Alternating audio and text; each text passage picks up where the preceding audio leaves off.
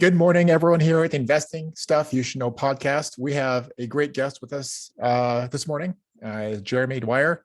He is a fantastic salesperson. He's crushed it in his, he works for ADP, has for a long time. He has crushed it year after year after year. Very successful, person. And we've got to know each other over the past couple of months, and I'm really excited that he can share his knowledge and his journey. And of course, the part that anyone in this space that joins us is also a real estate investor, and he's doing some really, really exciting things in that space as well, creating his own platform. He's been a passive investor. He's looking to be an active investor and a bunch of other things. So Jeremy, thank you for joining us this morning. Thank you for having me, Johnny. Oh man, this is so good. We've gotten to know each other the last couple of months, Jeremy, and the more I engage with you, the more I learn. I feel like I'm just appreciating you as a person, your family, and just these other aspects of what makes up the human kind of paradigm. So I'm just really pleased that you're here with us here. So give us the, you're a local here in Minneapolis or Minnesota, is that correct? Yep, I'm a local boy here in Minnesota, born and raised in St. Paul. Didn't travel too far away from the homestead, so to speak. So my wife and I and our 4 children live in beautiful Lake Elmo. That's a very nice spot indeed here. So what did you go to college for? And then how did you get connected with your company that you've been out for quite a while now? Yeah, that's a great question. So, even going back into my youth, I've always had a passion for sales, right? I was the guy that would purchase, a pack of bubble gum and sell each piece for 25 cents to my friends, right? I was the guy who would buy 100 Christmas wreaths from a local farm and go door to door and sell them, right? Do you think that's genetic, Jeremy? Like that kind of stuff? Like I think maybe elements are in me, but like hardly anything. Like I just don't think like that. I think a lot of either whether engineer or lawyer, investor, we don't necessarily think like that. There's a few among us that are like truths, like maybe born or they have a natural proclivity for sales. I think you're one of them, but what is that? What do you think that is? Yeah, I certainly think I was probably born with that. I will, in full disclosure, both of my parents were in sales. So I think I was kind of destined, to be in sales. My sister tried to buck the trend. She tried to go in a different direction, but she ended up getting into sales as well. So it was just kind of, I guess it was born in our DNA, right? So we, that's kind of my journey, back in kind of the high school days. I got involved in several sales and marketing clubs, competed at a national level in sales competitions and so forth. And then I got into college, and obviously I had to check all the appropriate boxes there. But I ended up getting my degree in marketing because it was the closest thing to sales. And my senior year, I had gotten a position with an ADP. I interviewed for several sales roles with different, Fortune 500 corporations, got my start at ADP. One of the, excellent things about the company that I worked for is they're a solid corporation. They've got very thick ice under their feet. And they gave me an opportunity to come in and start selling. And I was very blessed early on in my days. I ended up going from, basically a very rookie sales associate all the way to the top. Ended up by the second year selling for the company, became the top #1 sales guy in the company out of over 6,000 sales associates. That's incredible. Yeah, thank you. And kind of a fast track from that point up until today. I'm, 23 years into the job, and consistently I'm the #1 or #2, highest producer in the company. That's just amazing, man. For the listeners, what does ADP do? Probably anyone who's been in corporate, I'm sure we've seen them maybe in their services, seen their logo pop up here or there. I've actually been in some companies that have used ADP. Give us the layout there, the landscape of what ADP does. Yeah, great question. Obviously, most end users know ADP as a payroll processor, right?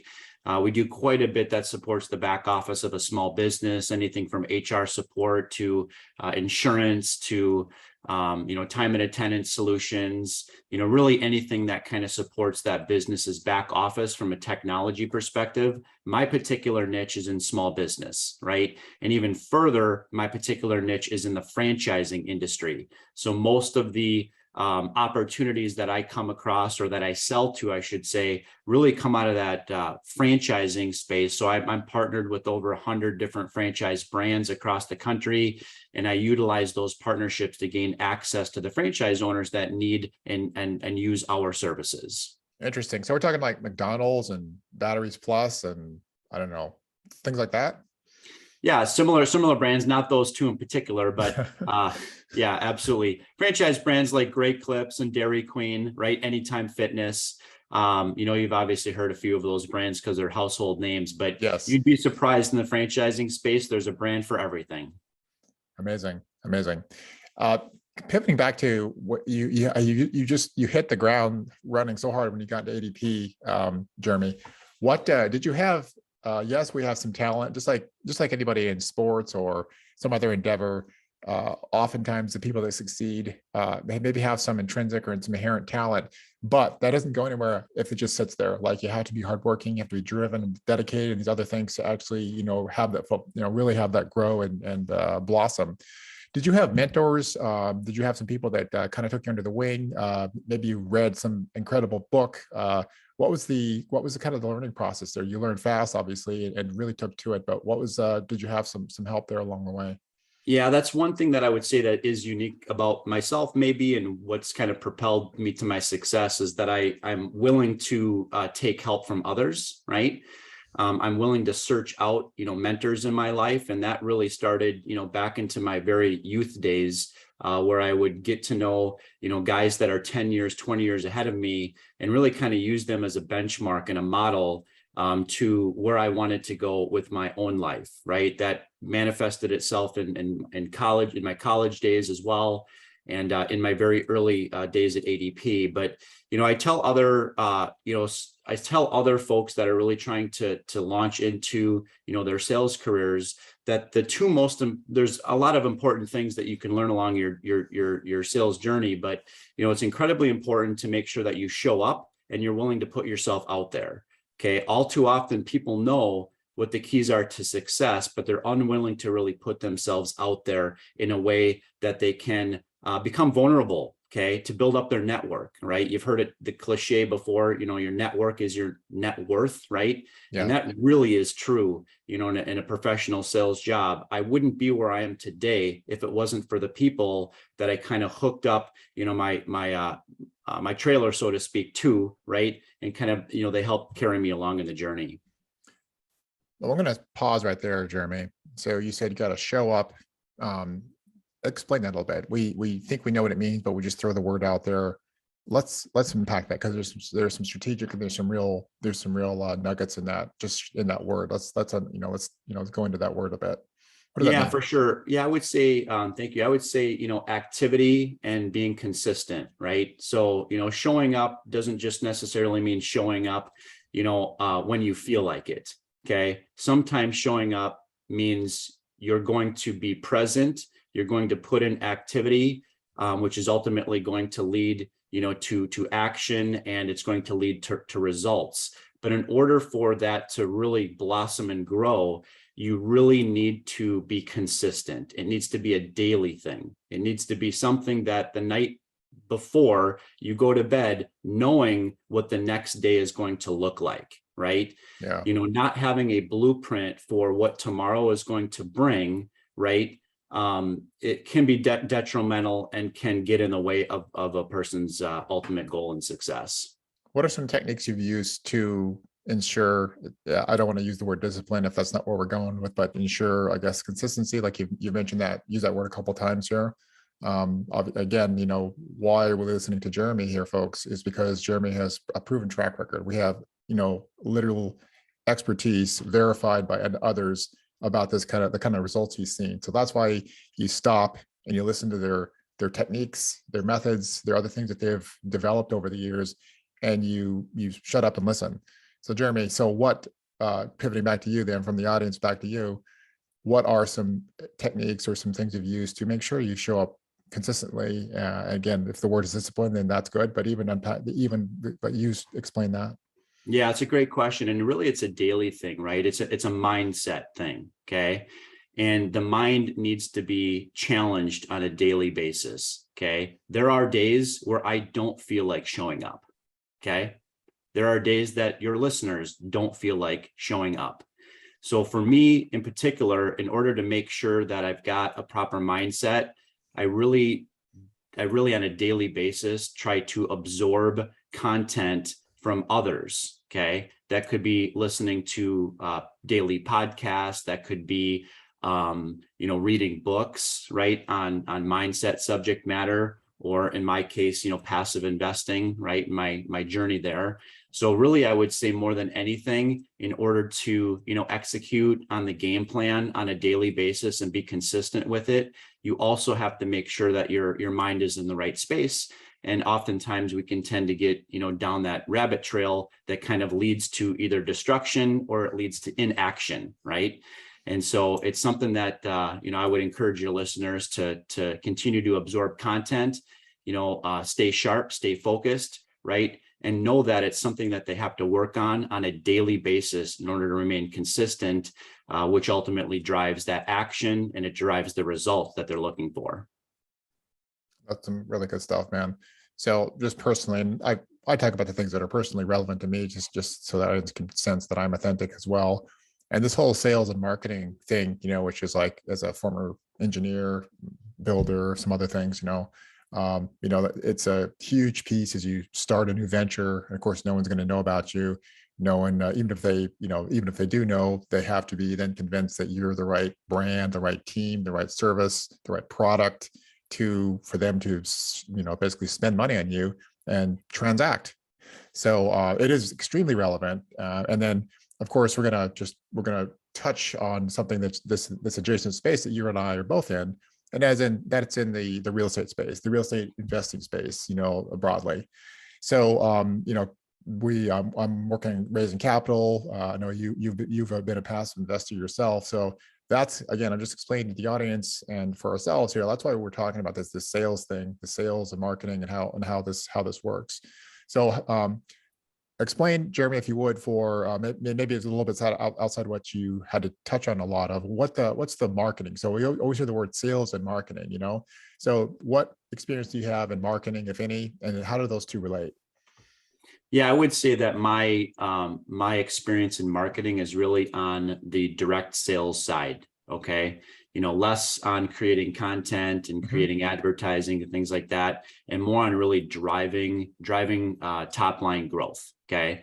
So my job is a direct sales representative of the company that I represent. And my focus is largely on growing top line revenues for the organization through interactions with people, just the same way that you and I are having this conversation today. Direct sales. Okay. And what is the, again, like you have you have a track record of success in direct sales. So what would you say separates someone that is not good in direct sales from someone that is good in direct sales? So like, what is that? How do you, firstly, you got to get, you have to connect with them. So I imagine that means you had to pick up the phone or send them an email or something. And then what does that initial conversation look like where they have another conversation? Lay that out, break that out for us. Yeah, I mean, again, it kind of goes back to the mindset thing that I was talking about before. It goes to having the right attitude, right? That's incredibly important. What is the right attitude? Yeah, waking up every day knowing that there's going to be, half a dozen people that are going to tell you no today. Okay. And being willing to push through those barriers, right? All too often, people, take it personally when somebody tells them no, right? That's me. Yep. Yeah. Well, it's not just you, right? There's millions of people that have that same, mindset block, right? So being willing to persist, through, obstacles, because every day, there's obstacles. I tell sales professionals all the time that, birds fly, fish swim, and your deals are going to fall apart. Okay.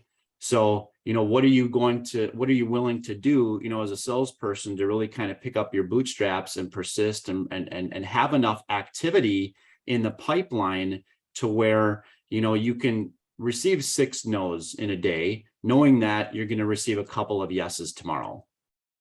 Yes, man. That's awesome.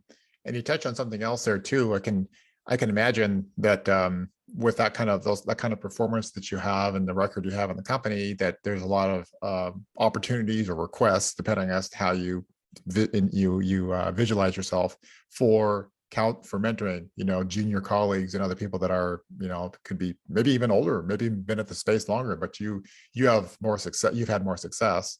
And how have you dealt with that piece? The success piece?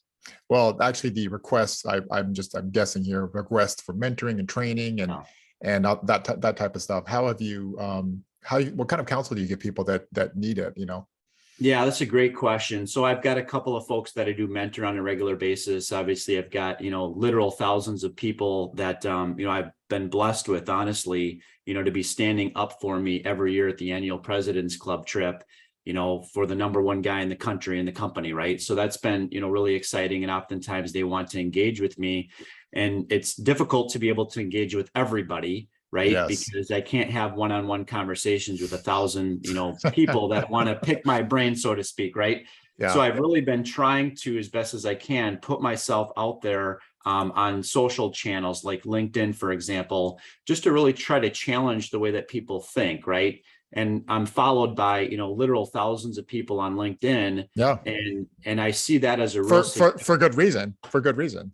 Yeah. And I see that as a great opportunity for me to really, push out to other people and try to enhance their lives in a way, which also really comes back to me full circle, right? I feel as though if I put myself out there and I help educate, other people and help kind of shape, or challenge their, mindset, that it does come back to me in droves. And, one of the areas of focus lately is on passive investing and really trying to educate, busy professionals and, high net worth sales individuals, about the benefits of passively investing into real estate. Yeah, that's an awesome segue there, Jeremy. Sorry. Let's talk about that. So you had good success. And so we talked about, like, obviously how you stepped into the career of sales. We unpacked some of the mindset and the routines and some of the discipline that it takes that you use to get, very successful. So then what was the transition, or what was the trigger then that you thought, what, yes, I'm getting sales done, but it's dependent on me, making those calls and doing that, on the daily or weekly basis here. What attracted you to this idea of passive investing? And then, of course, we're not going to take time to sell why real estate right now, but just like passive investing. And then obviously you jumped in with both feet on that. And that was some years ago. Can you tell us about that history of your life? Yeah, I'd be happy to. So back in, I would say 2012 is when I really got my kind of launch into real estate. Prior to that, I was a poster child success story for the American dream, right? Yes. I went right to the top in my job. I have 4 children. I built my dream house at the age of 23. Okay. The dream house at 23. And furthermore, I had that dream house paid off by the time I was 25. One of the poorest financial decisions that I made, but that's for another day.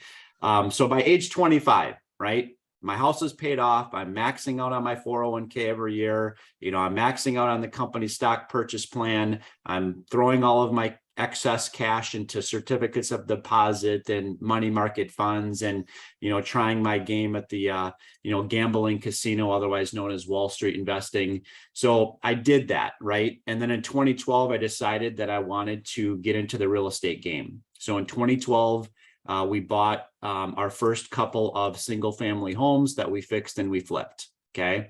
I implemented a strategy to buy and rent and repeat, and refinance those properties. And that was working well. My dad was the general contractor. My wife has a knack for interior design. So it worked out really well for us. Then fast forward to 2015, my wife and I decided to double down on children. We adopted 2 kids from China. So we went from having 2 kids to 4 kids, and all the kids were very active in sports and, different activities that they had going on.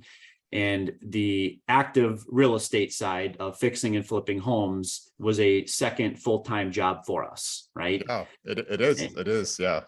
And so in 2015, we made the wise decision to start networking with other real estate professionals. Okay. And in 2015, I learned about the passive investing in real estate opportunity and invested into my first real estate deal in 2015 as a limited partner or passive investor.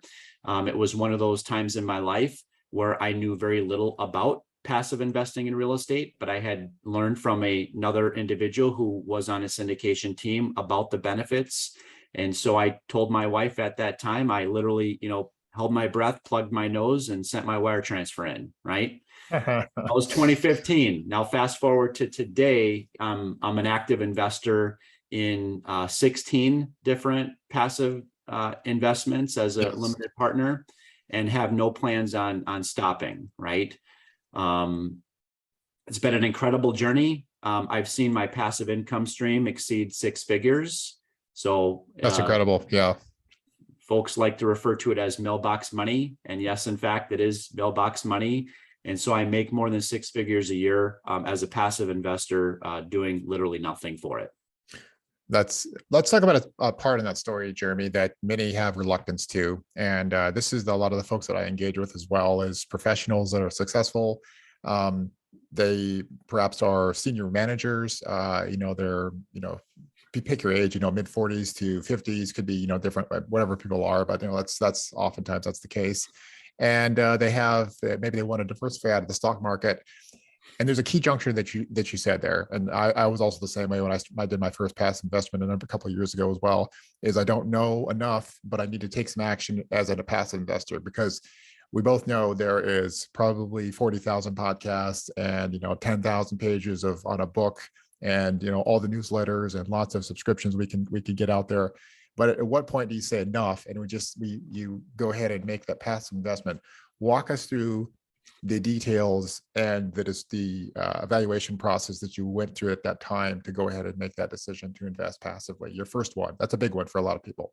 Yeah, no, absolutely. And I would say I went about it the wrong way. Okay. For me, it was it's a lesson in what not to do, but hey, we're learning there.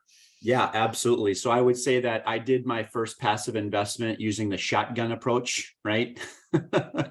Whereas now, after I've done a couple of them and I've learned about the benefits of passive investing and how it can truly generate, generational wealth, I've now taken it upon myself to learn more about the process itself and the right mindset that an investor needs to take before they decide to invest into a syndication. Okay. What is the right mindset? Yeah, that's a great question. So all too often, potential passive investors that I speak with on a daily basis, they go straight to the deal economics. Okay. Yeah. They want to know, what's the preferred return? What's the equity split? How is this going to benefit me? That's their number one most important objective when evaluating real estate deals. But you and I both know that that's third on the list. Okay. Well, what's second on the list? Second on the list to evaluate as a passive investor is the market that the asset is located in. There's one thing that you can't do in real estate, and that is you can't move the commercial real estate asset to a different market, right? That's for sure. So that's number two. And the number one most important thing is the sponsor themselves. And evaluating the sponsor, their team, their track record, maybe deals that have gone full cycle, times where that real estate syndication team has failed or struggled, right?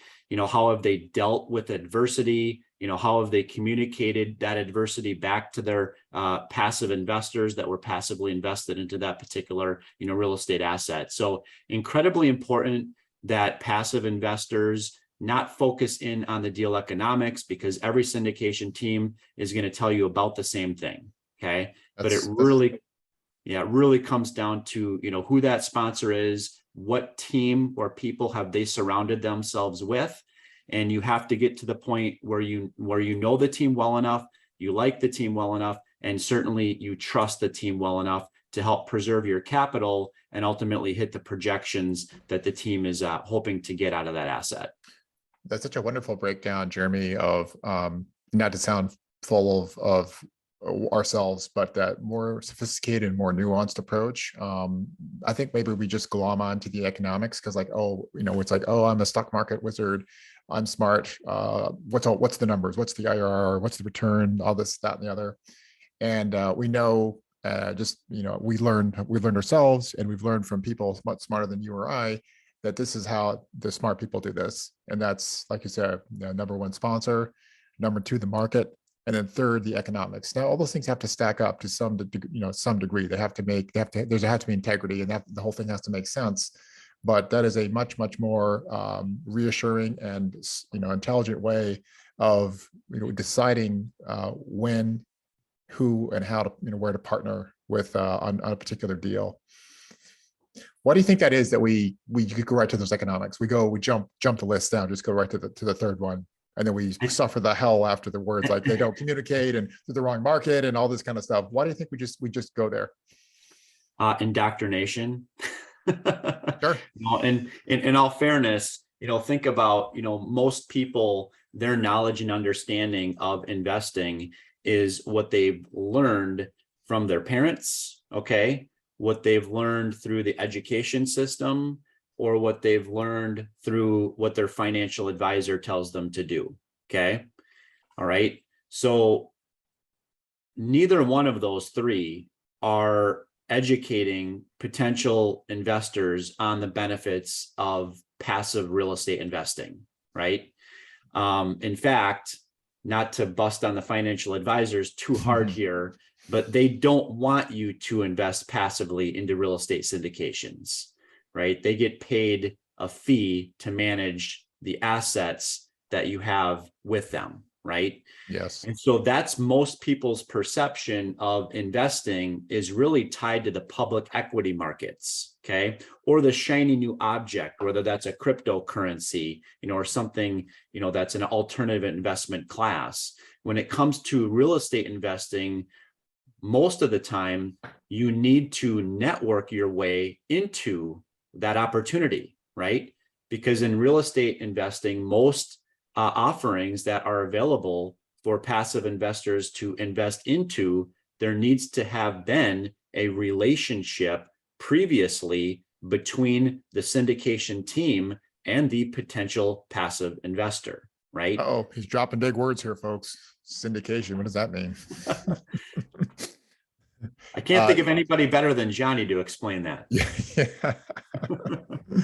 Yeah, we've I think a lot of the folks here are sufficiently knowledgeable about the space, but a syndication, simply we already talked about going in. This whole thing has been based on this idea of passive. I'm a passive investor.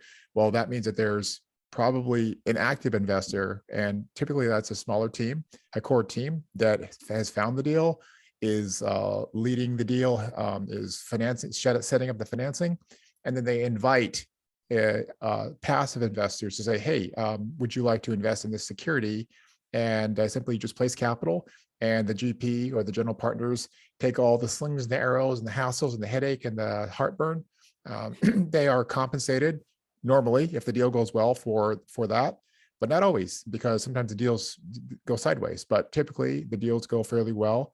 The GP is rewarded, they rightly so, and the past investors still get their promised share, and the GPs get their share. So that's kind of what a syndication is. It's just a fancy word. And you can syndicate buildings, you could syndicate software companies, you can syndicate nearly anything. It's just simply a legal framework to buy something that a single person or family couldn't buy themselves.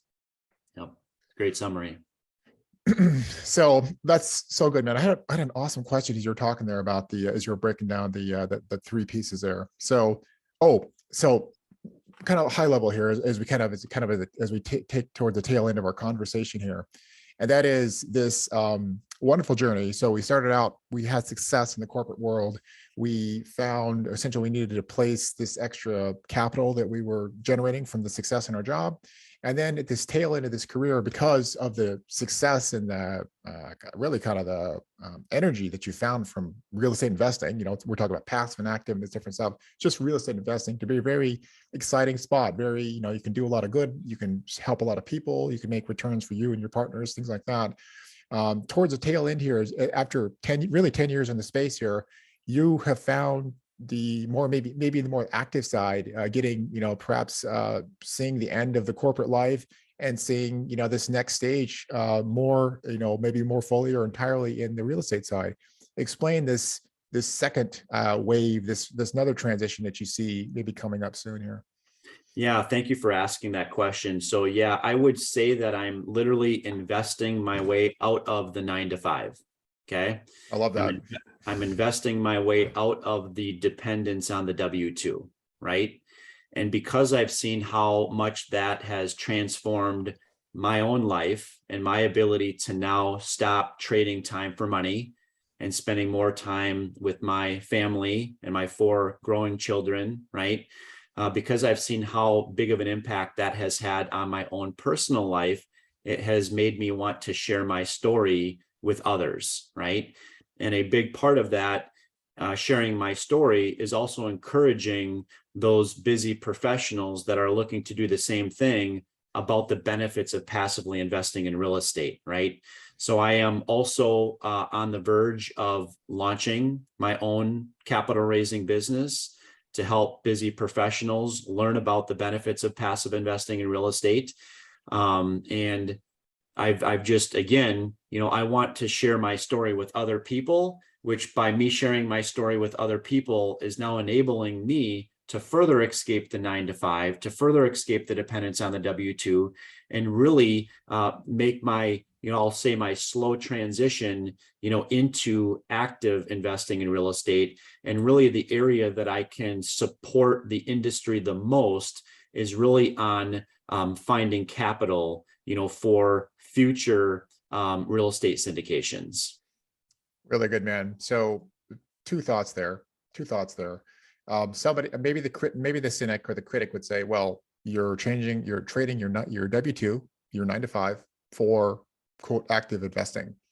Why is that? Let me challenge you on that, because I challenge myself on that same thing, because I left my W-2, 9 months ago, and people have asked me, it's like, what are you doing? Blah, blah, blah. So I'll unpack that a bit. Yeah, I would say, I would say that I'm living in the brackish water right now, right? I've got kind of 2 different, occupations, right? But I also know that eventually one will be replaced with the other, right? But in order for that to happen, I have to put in the reps, right? I have to be willing to, put myself out there, build up a network, continue to daily educate myself, right? And do you feel it's like a kind of like the next phase in your life, like another challenge to kind of step into and grow into? Yeah, I would say 100%. That is my passion. Yes. That is what I enjoy. And 10 years ago, I got my start into the real estate game because I loved it. Okay. But 10 years ago, I did it actively, and I didn't have the time, the talent, and the effort in order to be able to do it full time at that point in my life. Right. Now fast forward 10 years, and I've seen how incredibly valuable passive investing can be on a person's, wealth, so to speak, that wealth Yes. trajectory.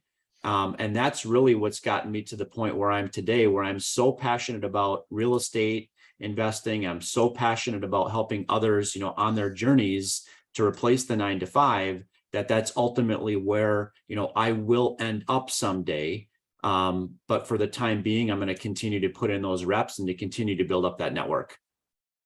Really good, man. And then another piece, I think you hinted at, but I just like to maybe expound on it, or maybe emphasize is a better word. And that is the passion that you and I, and we both feel on allowing, that sounds a little bit self-serving, enabling or helping other professionals, our colleagues, to know more about the space and be able to participate like you and I have participated. It's simply just knowledge about the space. And you said some of these deals you have to, network your way, or kind of know people that know people, and step into that, and you get closer to these things and these opportunities.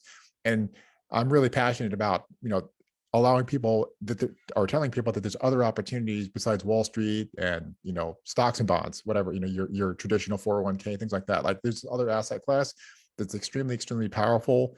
And many people have done really, really well and most millionaires have a significant part of their portion in real estate. So we want to spread that opportunity to more people. So back to Main Street, off of Wall Street. And that, I just want to emphasize that because I know you've talked about that before. It's passionate. I'm passionate about it. I know you're passionate about it.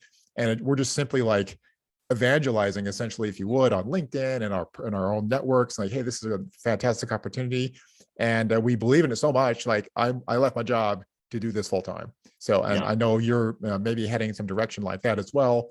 And seeing this new venture, this new business, spreading your entrepreneurial wings and doing some similar activity or some similar visions there.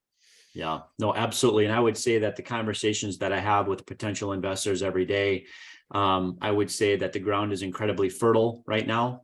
So, Yes. having those conversations about alternative investing and the benefits of investing passively into real estate, it's very rare that I would have a conversation with a busy professional that would say, no, absolutely not. I'm not interested. Okay. I would say I've got 100% track record. Everybody wants to learn more. They crave more knowledge. I certainly make, book recommendations and podcast recommendations and, provide them with as much content as I can to educate them. And then just prep them that when the next, opportunity comes, the next opportunity that I present you with, or Johnny presents to his investors, that those investors are ready at that time to take action. Right. So that's really kind of my story, and I love educating people on the subject matter, and we'll continue to do so. All right, man. We'll call that a wrap. We covered a lot of stuff. Very interesting story. Dropped some excellent nuggets, and also just shared different paths that people can take. Some people have this question, like, well, how do I do it, and what's the ramp, and how do I just quit, and what all these kinds of things. If we just every time they hear a story like this, it's just like, hey, that's one way of doing it. And then, of course, they can, you as a resource as well. So, speaking of resource, what's a good website? How do people connect with you, and how can people learn more that are interested? Yeah, great question. So I'm definitely very active on LinkedIn. So feel free to reach out to me on LinkedIn, Jeremy Dyer. Another area would be to go to my website, startingpointcapital.com. Startingpointcapital.com, Jeremy Dwyer. I see Jeremy on LinkedIn, folks, posting some really good stuff. You should check out what he's doing. And it's a pleasure that I know Jeremy and his all the great things he's doing. So we'll call that a wrap. We thank you guys for listening to another episode of the Investing Stuff You Should Know podcast. Give us a like, give us a comment. We appreciate you spreading the word, and also for enabling great guests like Jeremy to take the time that he sees valuable to take the time to spread his message or share his message, and that we can even broadcast it further and leverage and get the word out there of what all this real estate, passive investing, life and world is all about. So we thank everyone for listening. See you next time.